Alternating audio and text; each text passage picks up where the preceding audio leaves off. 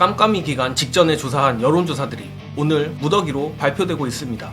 선거가 다가올수록 점점 박빙 구도로 가고 있는 가운데 오히려 험지의 민주당 후보들이 약진하고 있습니다.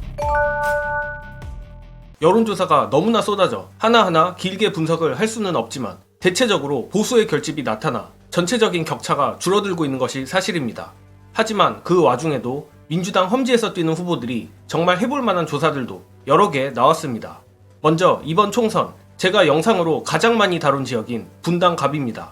KBS가 의뢰하여 한국리서치가 4월 1일부터 3일까지 조사한 이번 여론조사에서 민주당 이광재 51%, 국민의힘 안철수 38%로 나와 오차 범위를 넘는 13% 격차가 났습니다.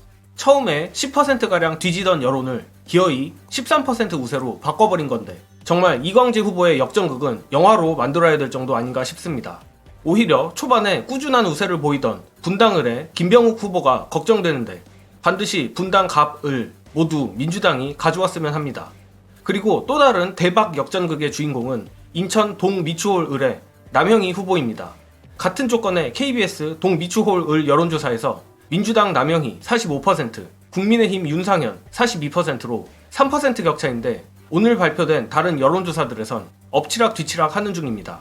다만 정부 여당에 다소 유리하게 나오는 전화면접 조사에서 1승 1패, 총선에 한해 비교적 정확한 ARS에서 1승인 관계로 남영희 후보가 오차범위 내에서 정말 종이 한 장 차이로 우세한 것 아닐까 예측합니다. 마침 인천의 마지막 험지 중강화 옹진마저 민주당 조택상 후보가 앞서는 조사가 나왔는데 반드시 끝까지 모든 힘을 짜내 민주당이 인천을 싹쓸이하기를 바랍니다. 그리고 이 외에 격전지 수준이 아닌 극한 험지에서조차 민주당 후보들이 기염을 토하는 조사들이 나왔습니다. JTBC가 의뢰하여 메타보이스가 4월 2일, 3일 실시한 지역구 여론조사인데 강남을 지역구에서 민주당 강청이 41%, 국민의힘 박수민 43%로 그야말로 딱 붙었습니다.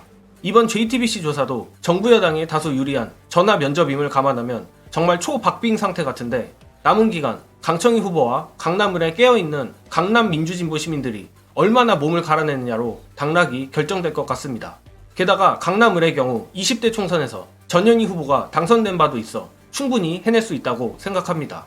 그리고 어떻게 보면 강남을보다 더 극한의 험지라고도 할 수 있는 공주부여 청양도 완전 붙었습니다. 같은 조건의 JTBC 공부청 지역구 조사에서 민주당 박수현 42%, 국민의힘 정진석 44%로 누가 이겨도 이상하지 않은 상태입니다. 가뜩이나 보수세가 강한 지역일수록 전화면접에서의 정부 여당 우세가 더 강하게 나타나는 경향이 있는데 그런 악조건 속에서도 2% 격차까지 따라붙은 겁니다. 정말 막판까지 한치 앞을 알 수 없는데 이렇게 험지의 민주당 후보들이 기염을 토하고 있지만 오히려 민주당이 현역으로 있는 지역구의 보수 결집도 만만치 않습니다. 그간 넉넉히 앞서던 곳들도 무려 1%의 초박빙 상태가 된 곳도 있는데 이 부분은 선거 전문가 박시영 대표의 분석으로 가름하겠습니다. 수도권이나 부산 보니까 부산은 보수 결집이 확실히 일어나고 있다 느껴지고 울산도 마찬가지입니다. 그다음에 수도권에서 아까 보시면 알겠지만 박빙제가 꽤 많이 늘었고 많이 는 데다가 격차가 준 조사들 꽤 많이 나오는 것 또한 사실이에요. 그만큼 이제 보수 측에서도 200석 이런 얘기 나오니까 윤석열 못마땅하지만 그래도 이대로 무너질 수는 없다 이런 생각 가진 사람들이 있어요 분명히. 그렇지만 비공표 조사들을 여야가 하는데 여야 정당에서 하는 조사들은 큰 흐름이 사실 바뀌지는 않았어요.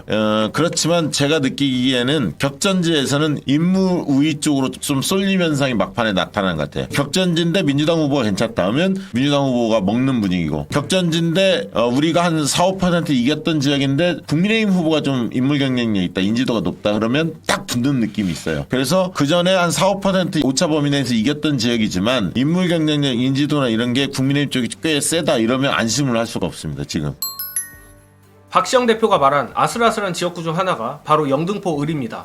지난 여론조사 꽃에서는 넉넉히 앞섰지만 앞서 말한 KBS 여론조사와 동일한 영등포을 조사에서 기어코 1%의 초박빙 상황까지 돼버렸습니다.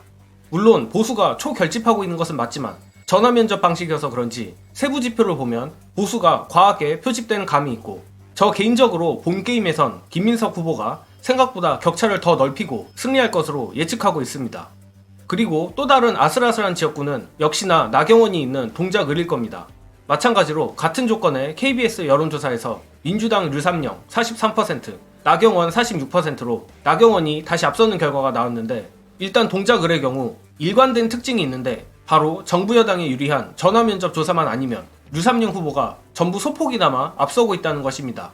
따라서 민주당이 야당이란 점과 총선이란 점을 감안하여 조심스럽게 예측해보자면 ARS 여론조사들의 결과처럼 류삼룡 후보가 여전히 종이 한 장 차이로 앞서 있는 것 아닐까 예상해봅니다.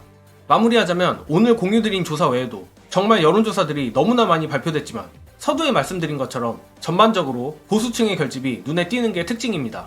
결국 머리 굴릴 거 없이 무조건 투표하는 게 답이지만 현재 민주당 지도부나 돌아가는 분위기를 봤을 때 특히 사전투표율이 정말 중요한 것 같습니다.